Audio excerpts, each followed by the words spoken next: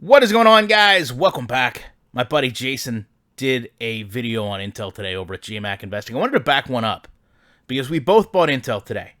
Down in the description, you'll see a link for Webull. You get a free stock, I get a free stock. If you invest more than $100, you'll get a stock valued at greater than 10. And today, I bought Intel. And I know a lot of people exited, but listen. Obviously, a chipset delayed about 6 months.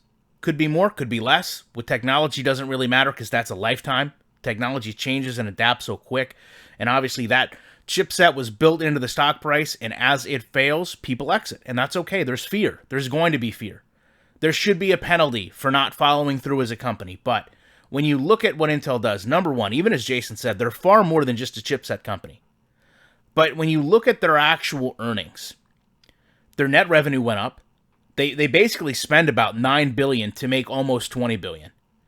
And what makes it even better is they're in a very unique position where they only have to spend about $3.5 billion in research and just under $1.5 billion in marketing and admin.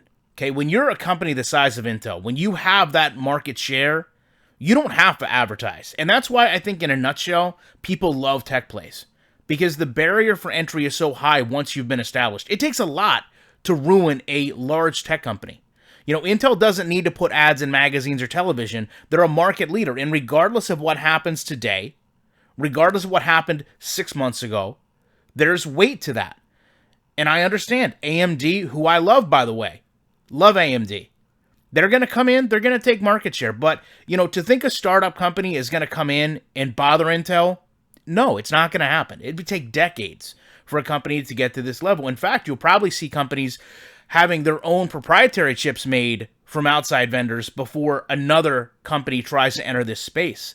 But when you look at their numbers, they're billions over income from their last period. And this is a time where financially a lot of companies are struggling. You know, to that point, they did tack on some debt, but to be honest, who isn't going to borrow money at the rate it's probably being offered to a company like this? It wouldn't make sense not to. You know, they're buying back shares, which means they're lowering what they have to pay on a fairly small dividend for my liking. But, you know, it all factors in. But let's just talk about your cost as an investor, okay? If we're looking at this chart, you can see low in the crash was $45.83.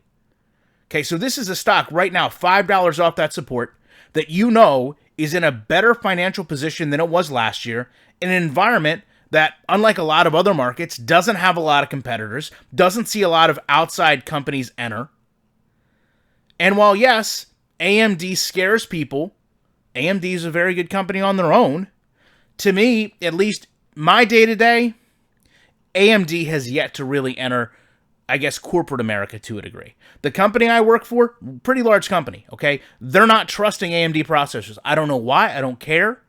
I know that every year when we got our computer releases, we have a guy in our IT department that is a gamer. He pushes hard for AMD processors because they're in gaming. Company will not do it. They have to stick with Intel. And I guarantee you there's a lot of companies like that. I would pretty much also wager to say that in every American home, there's an Intel product. Whether it's a new laptop, an old laptop, or something you don't use anymore, it's still there. That branding carries a lot of value. That name carries a lot of meaning. And today I feel like it was a really good point to enter a space I don't really get in all that much. I mean, I guess you could say now that I'm officially a Tesla owner, that is a tech play more than a car play. But as far as chipsets, truthfully, full disclosure, I was AMD last year. I sold out of my positions, and I got into Intel today, like I said, just about around $200, and feel really good about it. If it goes down to 45, I would be super happy and buy more. I just don't know that it will. Love to know your guys' thoughts on this. Appreciate you checking it out. You know I will be back in the week with more commentary.